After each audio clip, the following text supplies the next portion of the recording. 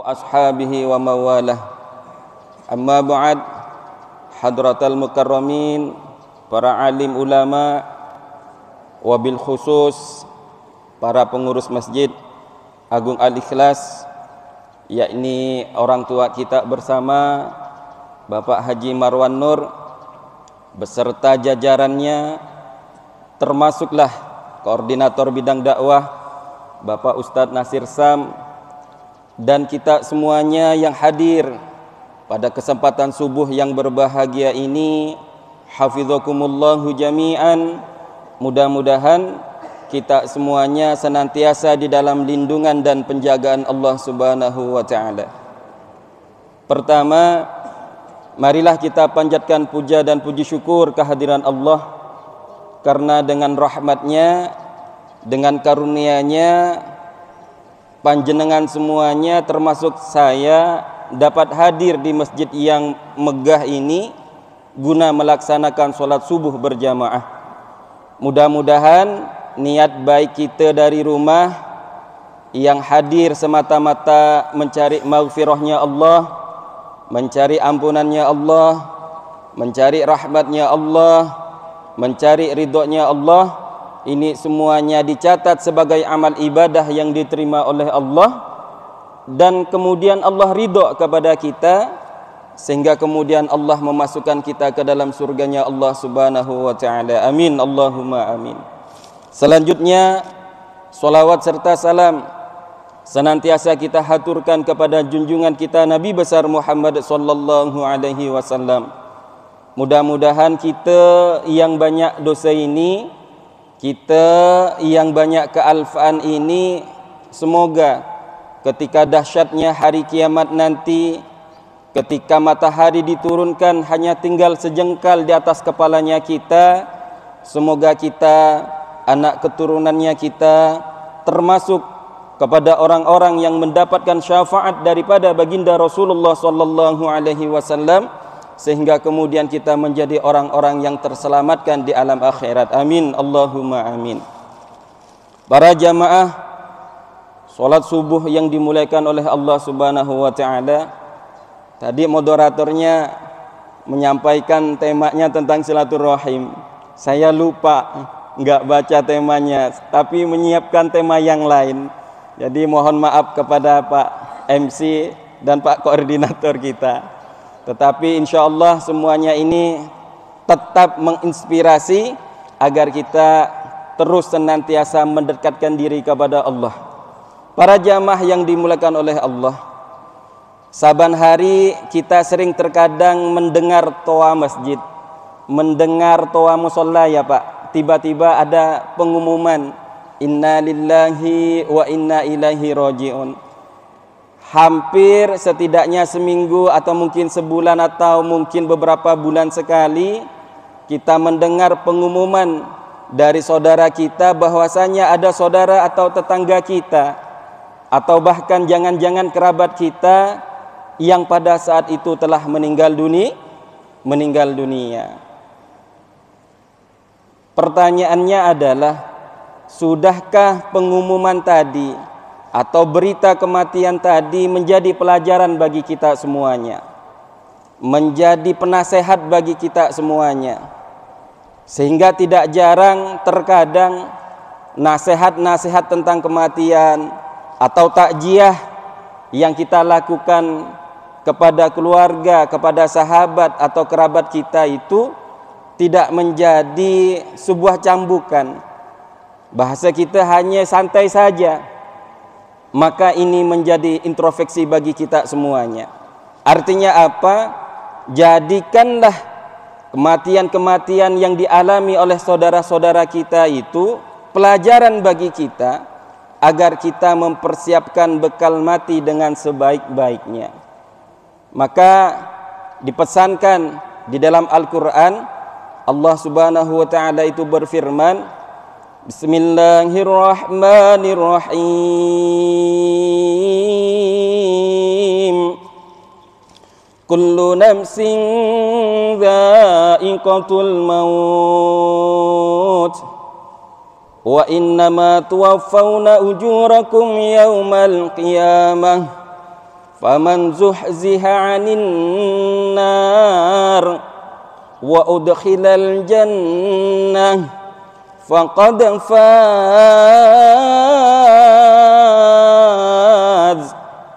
wa mal hayatud dunya illa mata'ul ghurur. Setiap yang berjiwa, para hadirin, itu pasti akan mengalami kematian. Setiap manusia pasti akan mengalami kematian.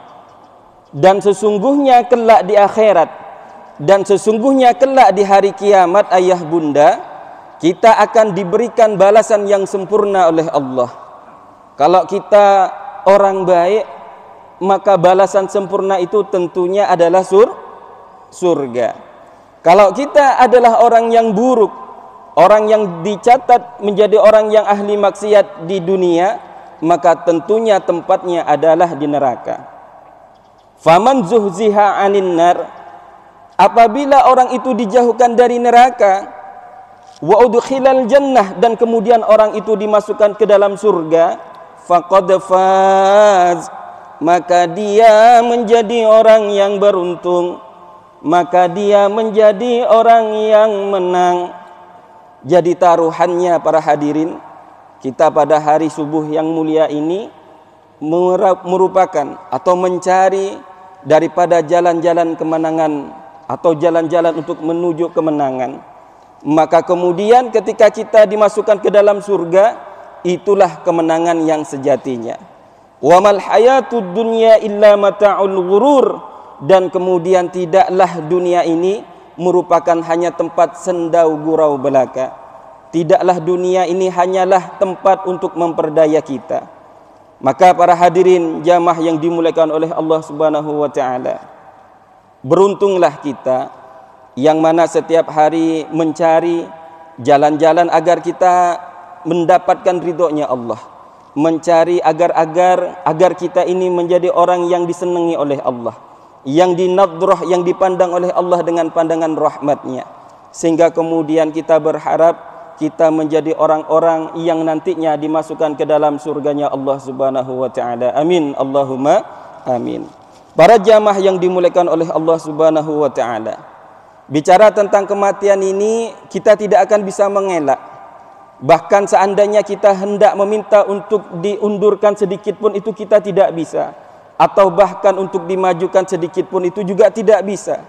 Ada sebuah riwayat yang diriwayatkan oleh sebuah ulama di dalam kitabnya Musannaf Ibnu Syaibah, di mana diceritakan dulu ketika di zaman Nabi Sulaiman, ayah bunda, itu ada tamunya Nabi Sulaiman, ada muridnya Nabi Sulaiman, katakan seperti itu, yang berada di dalam majelisnya Nabi Sulaiman. Tiba-tiba datang seorang pemuda, malaikat, yaitu malaikat Israel, yang kemudian menyerupai manusia. Malaikat Israel yang menyerupai manusia juga bertamu ke majelisnya Nabi Sulaiman. Apa yang terjadi, para rawuh, para jamaah? Si malaikat Israel ini kemudian memandang kepada seorang pemuda di dalam majelisnya Nabi Sulaiman tadi. Orang yang di dekatnya Nabi Sulaiman itu dipandang dengan pandangan yang tajam. Akhirnya kemudian setelah dari itu, si tamu tadi atau si malaikat ini, setelah tamunya atau muridnya Nabi Sulaiman itu pergi, lantas berkata kepada Nabi Sulaiman, wahai Nabiullah, kenapa orang tadi itu ada di sini? Emangnya ada apa, wahai malaikat Israel? Sesungguhnya saya itu, wahai Nabiullah, diperintahkan untuk mencabut nyawanya muridnya Anda ini. Saya diperintahkan oleh Allah untuk mencabutnya. Tetapi untuk mencabutnya itu, wahai Nabi Allah, itu tidak di sini. Tetapi saya diperintahkan oleh Allah itu untuk mencabut nyawanya itu di negeri India. Untuk mencabut nyawanya di negeri India. Sedangkan pada saat itu, si pemuda tadi, si muridnya Nabi Sulaiman itu bersama Nabi Sulaiman di kerajaannya. Yang kita tahu itu tentunya bukan di negeri India. Walhasil, para jamaah yang dimuliakan oleh Allah Subhanahu wa taala, tak lama kemudian malaikat Israel pun berpamitan pulang. Dan selang beberapa saat kemudian si murid tadi itu pun masuk menemui Nabi Sulaiman lagi. Ketika dia masuk, dia berkata, "Wahai Nabi Allah, tadi itu ada tamu yang kemudian menatap saya dengan tajam. Kok tadi ada tamu yang tadi malaikat itu, tamunya itu menatap saya dengan tajam. Saya menjadi takut, wahai Nabi Allah Sulaiman. Saya menjadi gemetar melihat wajah orang tersebut karena dia memandang dengan pandangan yang tajam kepada saya. Jikalau engkau berkenan, bisakah engkau mengirim saya ke negeri India agar saya terhindar dari orang ini?" Masya Allah, bayangkan para jamaah. Tidak beberapa lama ternyata muridnya Nabi Sulaiman atau tamunya Nabi Sulaiman tadi itu meminta untuk diantarkan ke negeri India, dan ternyata biidnillah, dengan izinnya Allah, malaikat Israel pun sudah menunggu di negeri India, dan orang tersebut pun dicabut nyawanya di negeri India. Ini menandakan apa? Bahwasanya sehebat apapun kita, sekuat apapun kita menghindari yang namanya kematian, itu tidak akan bisa. Maka yang paling penting para jamaah, bukan kematiannya yang harus kita takutkan. Karena sudah jelas, kullu nafsin dha'iqatul maut, setiap yang berjiwa pasti akan mengalami kematian. Seumpamanya, ini seumpama ya, ini jangan dianggap serius ini ya. Ini kan Pak Ketua kita Pak Haji Marwan Nur ini kan ada nih. Misalnya beliau duluan, umpamanya saya belakangan, tidak apa-apa. Itu ya. Atau Ustadz Nasir duluan, saya belakangan juga tidak apa-apa, seperti itu. Yang penting husnul khotimah.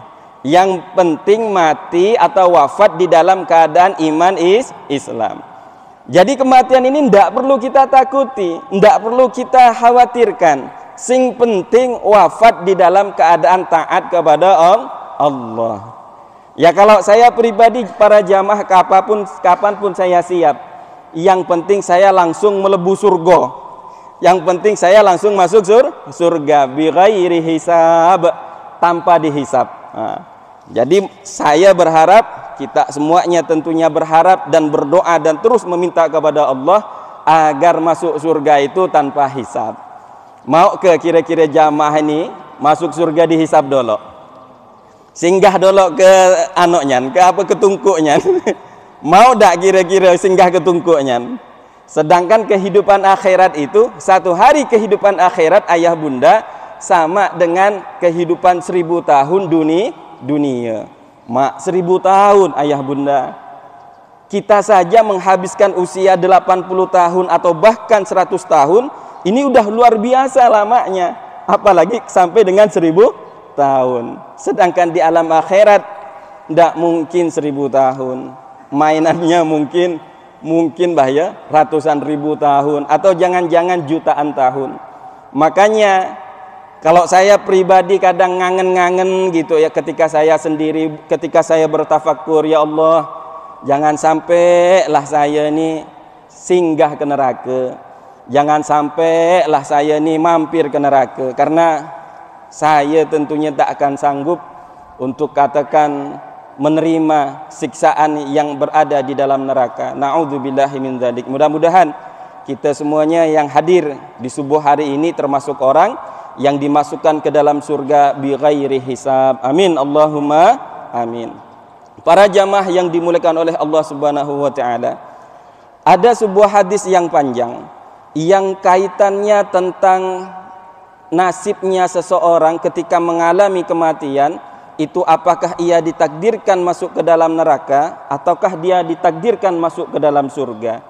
Dan tentunya kita berharap amalan-amalan itulah atau rojak-rojaknya kita, harapan-harapan kita itu mudah-mudahan bisa mengantarkan kepada wafatnya husnul khotimah. Dalam hadis itu dikatakan begini, ada seseorang yang melakukan amalan soleh, amalan ahlil jannah, ahli surga, tapi kemudian fayasbiku alaihil kitab, akan tetapi orang itu sudah tercatat di dalam kitab atau di dalam catatan amalnya, tercatat sebagai apa? Yaitu tercatat sebagai orang yang beramalan ahli neraka. Sampai dikatakan di dalam hadis itu hatta ma yakunu wa bainaha dhira'un. Kehidupan seseorang yang ahli taat ini pada saat menjelang kematian itu tinggal sehasta para jamaah. Dikatakan orang yang taat kepada Allah ini di akhir hayatnya itu tinggal sehasta lagi, falyamal bi amali ahlin nar, melakukan amalan ahli neraka. Maka fayadkhuluha, maka orang tersebut pun dimasukkan ke dalam neraka. Maka hati-hati para jamaah. Hadis ini kata guru saya dikatakan hadis yang menggetarkan ranjangnya para ulama. Hadis yang menggetarkan ranjangnya para orang-orang yang soleh. Kenapa tidak getar? Mengapa tidak menjadi menakutkan? Bayangkan ada orang yang melakukan amal soleh, melakukan amal-amal ahli surga, dan kemudian tinggal sehasta lagi dia masuk ke dalam surga, ternyata dia melakukan amal-amal ahli neraka, ternyata dia bermaksiat kepada Allah, maka kemudian fayadkhuluha, maka kemudian orang tersebut pun dimasukkan ke dalam neraka. Na'udzubillahi min dzalik. Ada orang yang kemudian melakukan amal-amal ahli surga para jamaah. Orang-orang yang melakukan amal neraka, ada orang yang melakukan perbuatan-perbuatan yang bermaksiat kepada Allah, amalan-amalan ahli neraka. Tetapi kemudian hatta ma yakunu wa bainaha dhira'un, sampai kemudian tinggal sedikit lagi dia dimasukkan dia ke dalam neraka, ternyata dia falyamal bi amali ahlil jannah. Ternyata orang ini di akhir hayatnya melakukan amalan-amalan ahli surga. Maka kemudian apa yang terjadi? Fayadkhuluha, maka orang tersebut pun dimasukkan ke dalam surganya Allah Subhanahu wa ta'ala. Ya Allah, bayangkan ada orang yang masih hidupnya dia ini tidak taat kepada Allah, bermaksiat kepada Allah, tetapi akhir hayatnya ternyata dia ditakdir oleh Allah untuk taat kepada Allah, tobat kepada Allah, dan akhirnya orang tersebut pun dimasukkan ke dalam surganya Allah Subhanahu wa ta'ala. Para jamaah, saya punya keluarga. Keluarga saya ini kurang baik. Ketika masih mudanya tidak terlalu taat kepada Allah, tidak terlalu banyak ibadah kepada Allah. Tetapi kemudian di akhir hayatnya keluarga saya ini kemudian menjadi marbot di masjid, menjadi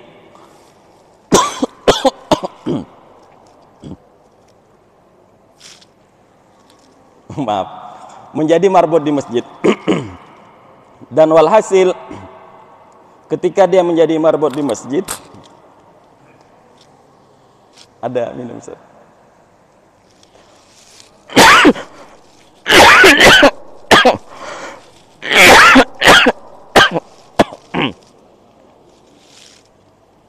Mohon maaf. Saya ulangi, mudah-mudahan sembuh sakit. Kemudian keluarga saya ini di akhir hayatnya itu menjadi pengurus masjid, tukang ngepel, tukang nyapu. Kalau hari Jumat itu sajadah-sajadah itu tidak hanya dibersihkan tapi diberi parfum. Tahu yang terjadi apa? Beliau meninggal di bulan Ramadan di hari Jumat. Allah takdirkan ciri-ciri orang yang husnul khotimah biasanya diwafatkan di hari Jumat, apalagi di bulan Ramadan. Padahal dulu dia, makasih Ustaz. Bismillahirrahmanirrahim.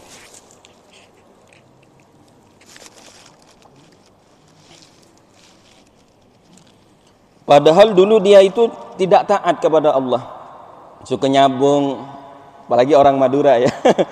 Suka nyabung. Zaman dulu tuh main kolok-kolok ya Pak. Ada pernah enggak mantan pemain kolok-kolok? Ada enggak? Tahu kolok-kolok ya Pak ya? Kolok-kolok itu yang kepiting udang ya, kepiting udang. Tapi itu kan dulu. Maka kemudian para jamaah, yang harus kita khawatirkan, yang harus kita persiapkan itu bagaimana menyongsong kematian itu dengan husnul khotimah.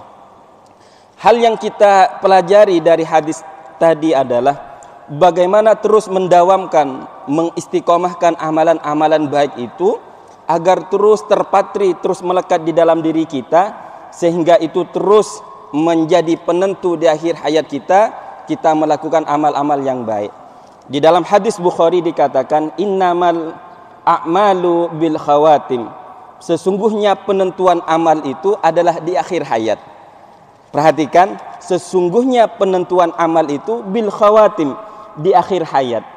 Sama tadi, ketika di hadis tadi dikatakan tinggal hatta ma yakunu wa bainaha dzira'un, hanya tinggal sehasta lagi.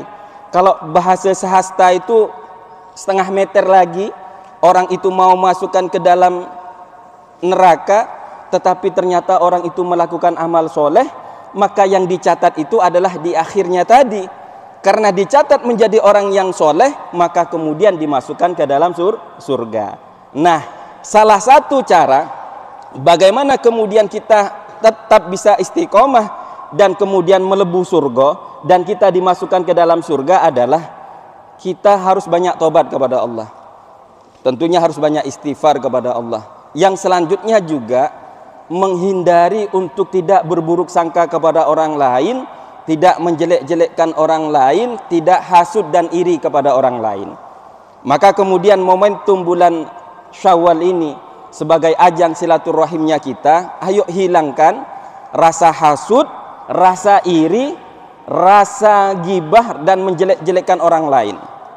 Karena kalau kita sampai tidak pernah bertobat kepada hal-hal yang merusak hati ini, seperti namimah, adu domba, menggibah orang lain, mengadu domba orang lain, iri hasud kepada orang lain, ini bisa mengantarkan kepada su'ul khotimah, bisa mengantarkan kepada mati di dalam keadaan tidak taat kepada Allah. Na'udzubillah min dzalik. Jangan kemudian para jamaah ayah bunda kita mencampur adukan, di sisi lain kita taat beribadah, di sisi lain kita ini suka rajin subuh keliling, umpama umpama. Tapi juga di sisi lain kita tidak kalah ngerinya ketika dengan tetangga kita tidak teguran, ketika dengan saudara kita memutuskan tali silaturahim. Maka ini khawatir, ini bisa menjadi 50-50 di akhir hayatnya. Kalau enggak tobat, dikhawatirkan dia tertarik kepada su'ul khotimah. Tetapi kalau dia bertobat dan memohon ampun kepada Allah, insya Allah ditakdirkan husnul khotimah. Maka ngopi di subuh hari ini, yaitu bicara tentang inspirasi ilmu dan inspirasi ini, bagaimana poinnya adalah kita harus menghilangkan rasa hasad kita, rasa iri dengki kita, rasa namibah adu domba kita, gibah kita dari saat ini dan selamanya, sehingga kemudian kita kelak di akhir hayat diwafatkan di dalam keadaan husnul khotimah. Amin Allahumma amin. Mudah-mudahan taklim yang singkat ini menjadi inspirasi dan menjadi tambahan ilmu bagi kita semuanya, dan tidaklah kita keluar dari masjid ini kecuali Allah memberikan pemahaman terhadap agama ini dengan semakin baik dan sempurna, dan kemudian kita semuanya diampuni dosa-dosanya oleh Allah Subhanahu wa taala, dan berharap semuanya kita diwafatkan di dalam keadaan husnul khatimah. Ihdinas siratal mustaqim, wallahul muwaffiq ila aqwamit thoriq. Assalamualaikum warahmatullahi wabarakatuh.